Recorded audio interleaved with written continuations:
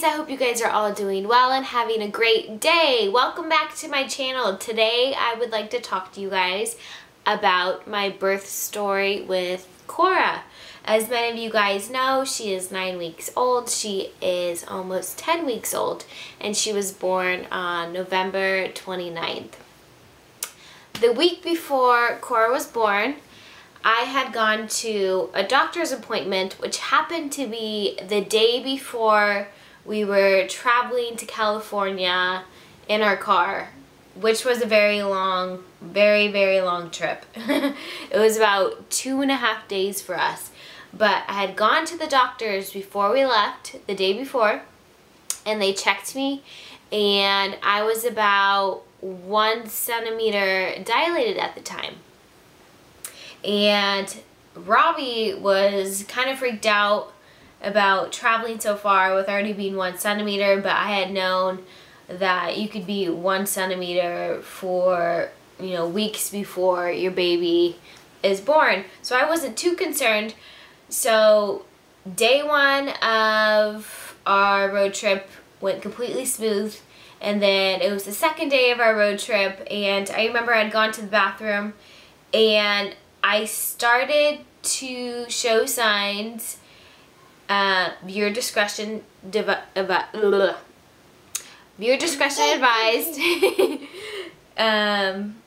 If you're little. But I started to show signs of my mucus plug coming out. I know it sounds gross, and it is gross if you're a mom and you've seen it come out. Anyways, I started to show signs of that on our trip back to California on our road trip. And as soon as we got back, I was on the hunt to try to find a doctor that would accept me. I thought I had everything lined up before I moved out to California, and unfortunately I wasn't as planned out as I thought. I signed up for my insurance company and it said that I had insurance and I was current, but I didn't I didn't know you had to also pick a plan to go along with that. And so that really put me far behind, because my due date was just a week from after we arrived in California. So I was calling these doctors, and it's very difficult to find a doctor anyways that not only accepted my insurance but also accepted a pregnancy so late in the game. And so I was on the phone numerous times with the insurance company, and they told me that I had to wait 2 to 3 weeks for my insurance plan to go through. And I was trying to explain to them, can you put a rush order in, because I am a ticking time bomb, basically. So long story short, the whole insurance company thing, that really didn't pan out with me trying to find a specific doctor for my knees, which was very scary for me at the time. It was super nerve-wracking, knowing that I was so close to delivering my child, and I did not have a doctor that I felt comfortable with delivering her. And so that was very stressful. I decided to one day go to, it was a few days after California. No, it was, what day was it? Okay, so I think it was about two days before my initial plan, because my Oklahoma doctor planned an initial date to get me induced. For those of you that do not know, I have systemic lupus, so every single pregnancy I have is high risk. So that means that they want to induce me so they can monitor me and the baby more effectively. And the reason that I've been told is that people with systemic lupus, they need to be induced because the chances of stillbirth increases the closest you get to the actual due date, which is scary. And so I was okay with induction anyways. I had it with Olivia, so I kind of understood how it worked. It was the day before my scheduled induction date, and I had ran out of resources, options, trying to find a doctor for me. And so I decided to go to the nearest hospital here, and just take a look around their labor and delivery unit, the maternity ward. And so I just took a walk up there, and as I'm walking there, I am 39 weeks pregnant. I'm just walking around trying to go to the front desk at the maternity ward just to tell them I'd just like to take a look around to see if I'd like to have my child there. And actually had a doctor run up to me, and they asked me if I needed to get checked in. And they were trying to put me into a room right then and there because they saw that I was so big, and like I was wobbly, and just like I would have really strong like Braxton Hicks, and so I would stop and I was having trouble breathing. So they're ready to just check me in right then and there. But I told them, you know, I was just here to kind of take a look around. I was new to the area and I wanted to check out their hospital.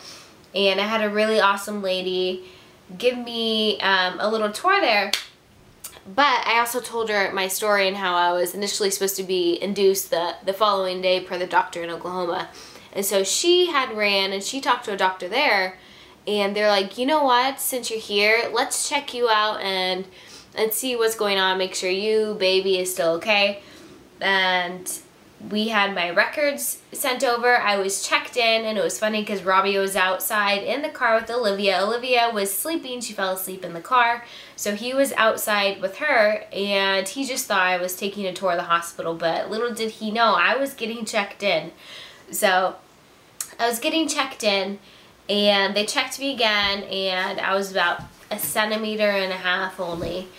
And they said, you know what, if your Oklahoma doctor instructed you to, or advised you to get induced tomorrow, I think we should stick to that. And they got onto the phone with that doctor, and they decided that I should come back the following day and get induced.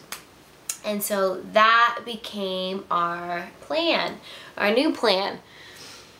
I left there, told Robbie everything. We rushed and went and set up a few new baby stuff. We were at his dad's house because we were still looking for an apartment for us to be in. We were at his dad's house, and so I made sure I had everything in our diaper bag to go. And then I also had to pack a bag for Olivia because she was going to her aunt's for a couple days, because I did not want to bring her into the hospital with us just because, one, I knew other expecting moms were going to be there, and since I've had a baby before, I kind of understood, you know, you need that bonding time. It's pretty crucial in the hospital, and I didn't want a toddler running around. And I also did not want Olivia to see me in any type of pain. I didn't want to traumatize the poor child, and I thought the best time to bring her in was after Cora was born, and so that's what we did. So I got our bags ready, and it was time to go to the hospital the very next day. I let my family know. One of the hardest parts about going into the hospital was realizing that I was going to be a mom of 2 when I left. And it was really hard on me to say goodbye to Olivia because, you know, she was so little, and she just didn't understand that she's going to have a little sister on the way. And it was really sad just to think about, you know, my time alone with Olivia is no more. And that's something that like really hit me hard. But at the same time, I was like, you know, I need to go in here with a positive mindset. At the end of this, I'm actually giving Olivia a best friend for life. And so that was my going into pre-labor and everything mindset. And so Olivia had left, and she was settled at her aunt's, and Robbie and I got settled in at the hospital, just started. And I did something personally because this was a new doctor, a new hospital, and they don't know me, they don't know my history. I mean, everything that's on my medical records, but it's not a doctor that's familiar with how my body works and how I am.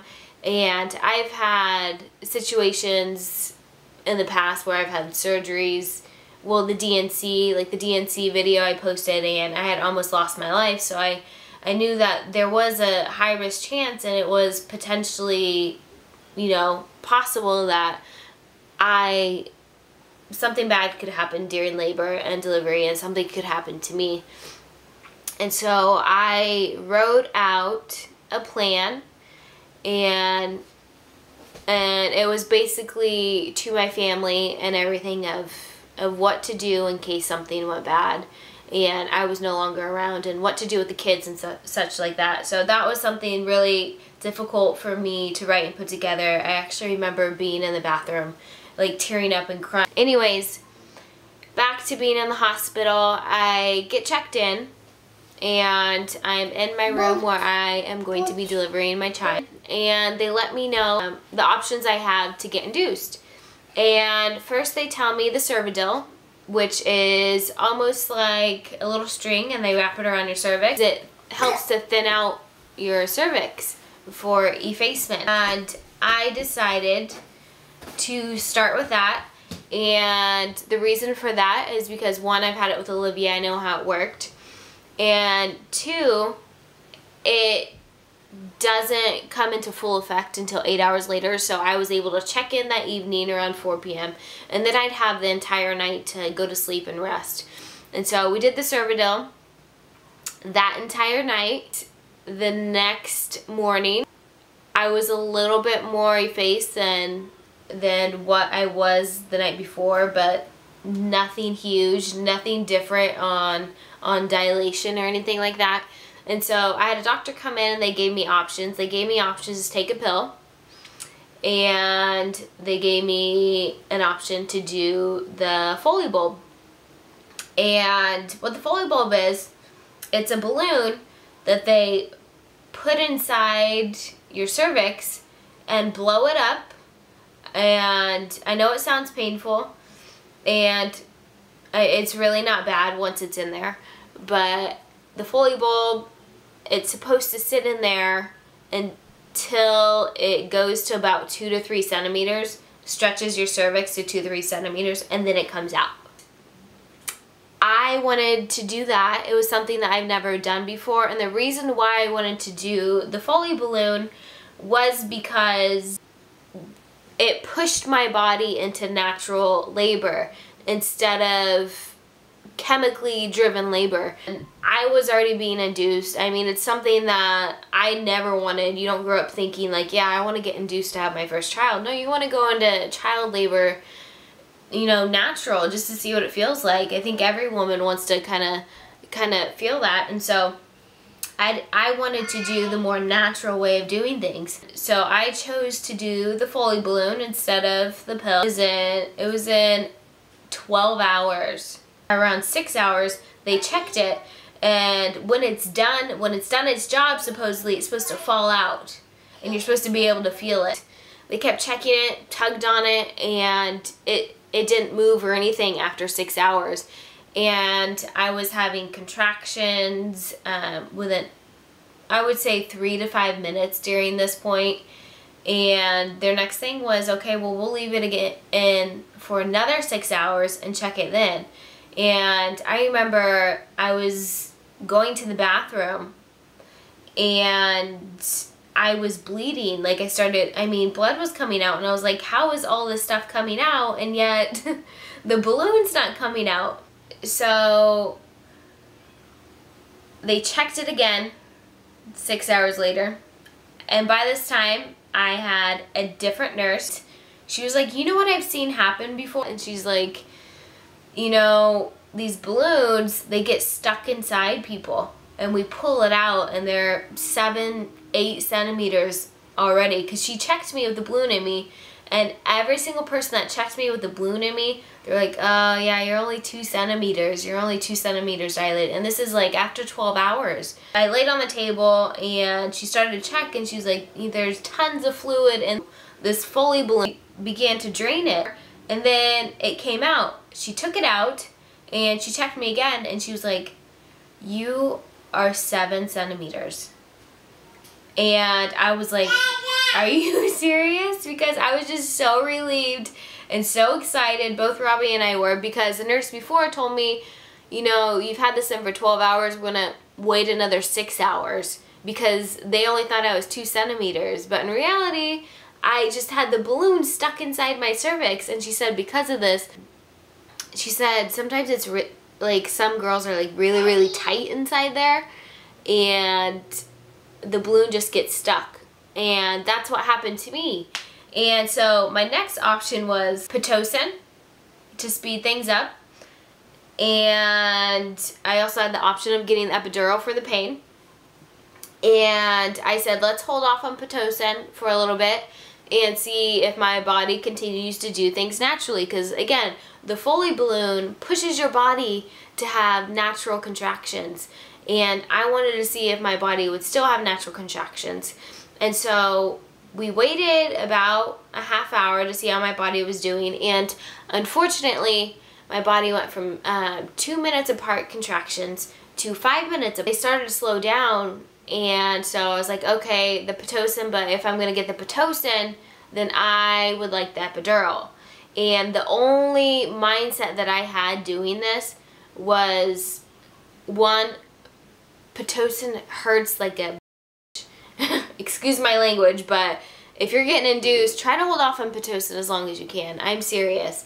Because I had Pitocin with Olivia, and putting the epidural with the Pitocin when I had Olivia, I was 3 centimeters, and I'll tell this story later, but I was 3 centimeters, had the epidural combined with the Pitocin within, I think it was 22 minutes, and I was 9 centimeters. From a 2 to 3 to 9 centimeters in 22 minutes with the Pitocin combined with the epidural. And that was because my body was able to relax after all day of contractions and everything. So that was my mindset. I was like, you know what, I'm going to get this combination and the baby's going to be here in no time. It was very painful getting the epidural, and we feel as though it was not done correctly because the person had put it in, and I immediately felt a stabbing pain all down my right side and my spine, and I started screaming and crying. And this was not the case when I had my epidural with Olivia. I did not feel a thing. And the nurse was shocked as the epidural was going in, and she was like, "You can feel that?" And I was like, "Yes." And she was like, You're not supposed to." And he gave me the epidural, and I was still having contractions to where I felt every single thing. So if you guys see my birth vlog with Cora and you see me screaming when I'm pushing her out, there's a reason for that, and that's because I felt everything. Thankfully, my brother was in the room. I know a lot of you guys don't want family and stuff in the room. I didn't have any family in the room with me. The only person I had with Olivia was Robbie.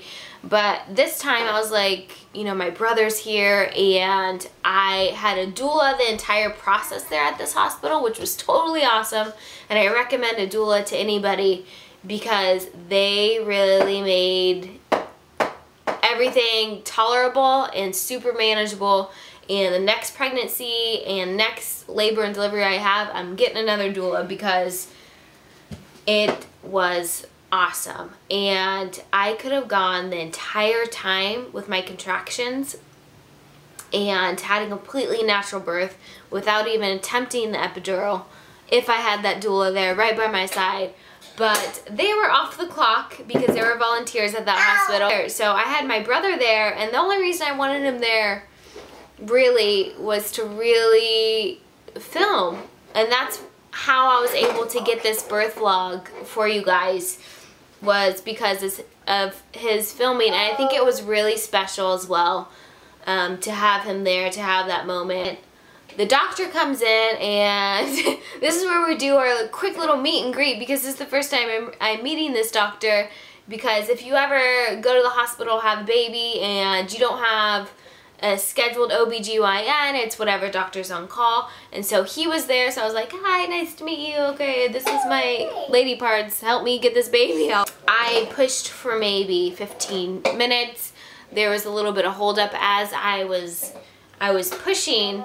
It felt like she got really stuck, and so I had to take a little break, and then I started again. And then we realized that the umbilical cord had been wrapped around Cora's neck 3 times, and I started panicking a little bit. I mean, I started crying, and then Robbie you know, he was scared as well because he was waiting there to catch the baby because we got to catch Olivia, and so he wanted to catch Cora, but as soon as she came out with the umbilical cord around her neck 3 times, he wasn't able to help out as much, and we really had to get the umbilical cord off and then start rubbing her because she came out blue and she didn't look as healthy as she needed to be in that moment. And so we started rubbing Cora, and she started to get some color, and then I was just holding her and trying to get her as close as possible to me. And then after I had Cora in my arms for a little bit, Robbie was able to cut the cord. It was nice. I didn't need to get any stitches or anything. And then afterwards, we were moved into the recovery room. So they take you to this recovery room. You aren't by yourself. You actually have another mom that just had a baby, and they're with you as well. It's something that I do not recommend. As soon as we were able to be discharged together, it was really nice to just be out of that hospital where I had to share the room with the other family and just be in a quiet home where I could just enjoy both my babies and see Olivia. And so that was really awesome. But I hope you guys enjoyed this birth story of Cora. Thank you guys for tuning in. As always,